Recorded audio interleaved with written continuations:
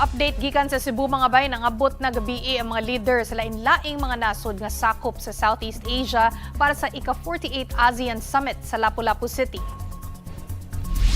Para buhatag nato og kompleto mga detalye sa event, mobalita live gikan sa Lapu-Lapu City si One News correspondent Dale Israel. Dale, bay, unsa na may mga nahitabo din ha?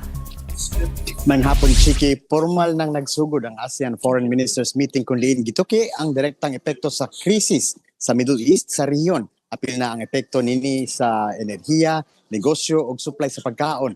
Sa iyang opening statement, pasabot ni Foreign Affairs Secretary Maria Teresa Lazaro na tungod sa kanakagrabing sitwasyon sa Middle East, nagdeklara ang Pilipinas og State of National Energy Emergency.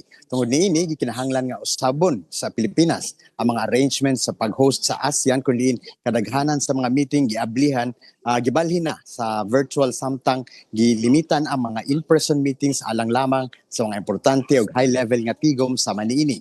Kabahin sa gisgutan ganiyang buntag ang pag-import sa ASEAN ug sobra 66% sa ilang panginahanglanon nga crude oil.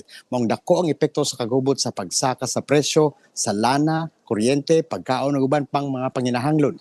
Gito kiusab sa meeting ang epekto niini sa transportasyon, turismo ug milyon ASEAN nationals nga nagtrabaho sa Middle East. Samtang halos tanang mga leader sa mga nasod nga miyembro sa ASEAN gilaumang motambong sa ASEAN Leaders Summit dinhi sa Cebu gawas sa Myanmar. Gabi nasaksihan nato ang pag-abot sa Sultan sa Brunei nga si Sultan Haji Hassan al-Bolkiah kauban ng iyang anak nga si Prince Abdul Matiin pinaagi sa Benito Ebuen Air Base sa Lapu-Lapu City. Siya ang unang ASEAN leader nga miabot kagabi kauban ng iyang opisyal nga delegasyon.